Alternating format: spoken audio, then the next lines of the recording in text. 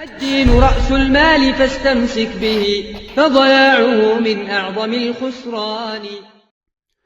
بسم الله الرحمن الرحيم الحمد لله والصلاة والسلام على رسول الله. Allah subhanahu wa ta'ala thot: "Wa rabbuka yakhluqu ma yasha'u wa yakhtar." Vërtet se Zoti yt krijon çfarë të doj dhe zgjedh çfarë të doj nga krijesat e vet. Pra ashtu siç ka dallime mes njerëzve në formën e tyre, në pamjen e tyre, në moralet dhe sjelljet e tyre, po ashtu ka dallim në mesin e kohëve që i ka caktuar Allahu subhanahu wa ta'ala. Pra disa kohë, disa vende janë më të vlefshme se disa tjera.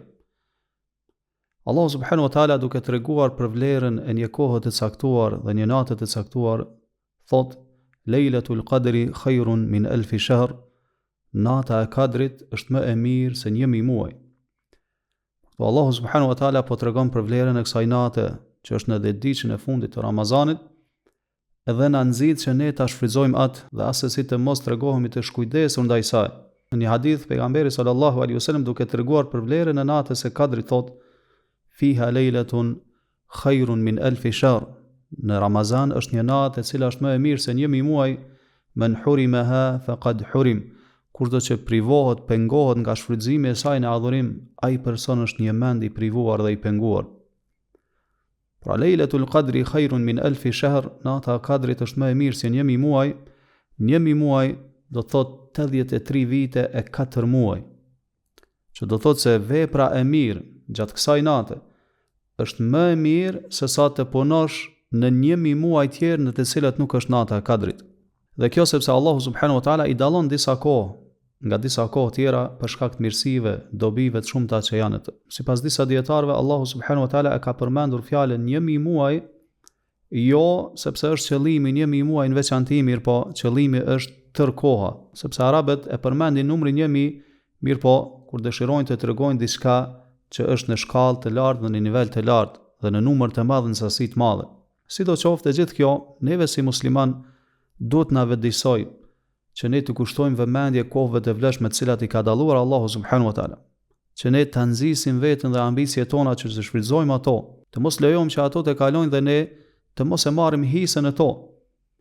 Sepse kur njeri shfrytëzon këto kohë, kjo tregon për mençurinë dhe logjikën e tij të shëndosh, dhe tregon se ai është njeri që dëshiron të ketë sa më shumë punë të mira në regjistrin e punëve të mira kur del para Allahu subhanahu wa ta'ala. Tregon se është njeri i cili nxiton drejt veprave të mira, drejt mirësive dhe shfrytëzon jetën e kësaj bote përderisa ende është gjallë. Ashtu siç thot Allahu në Kur'an: "Wasari'u ila maghfiratin min rabbikum wa jannatin 'arduha as-samawati wal ardu u'iddat lil muttaqin." Nxitoni, ngutuni drejt faljes së gjunaheve nga Zoti juaj dhe drejt xhenetit, gjerësia e cilit është sa qiejt dhe toka, u'iddat lil muttaqin, i cili është përgatitur për devotshmit. Po ashtu muslimani i mençur duhet të tregohet i kujdesshëm edhe ndaj sezoneve tjera të mirësisë që Allahu subhanahu wa ta'ala i ka vendosur për gjatë vitit, gjatë të cilave shpeshtohet sevapi i punëve të mira, siç janë 10 ditët e para të muajit Dhul-Hijja, po ashtu muajt e shenjtë ku duhet të tregohemi të kujdesshëm dhe të mos i bëjmë gjunah Allahut gjatë tyre. Po ashtu pasaj dita e Arafatit, dita e Ashuras në muajin e Muharram, e pasaj kohë tjera të vlefshme ku shpresohet marrja e përgjigjes për lutjet tona, siç është fundi i namazit farz, gjatë sejdëve, pjesa mes ezanit dhe ikametit, pjesa e tretë e fundit e natës, ora e fundit, çasti i fundit në ditën e Xhumat, si dhe kohë tjera të vlefshme të cilat ne duhet të shfrytëzojmë me dua, me dhikr dhe me gjëra që na afrojnë te Allahu subhanahu wa ta'ala. Allahu është ai i cili jep sukses. Sallallahu sallam ala nabina Muhammad wa ala alihi wa ashabihi ajma'in.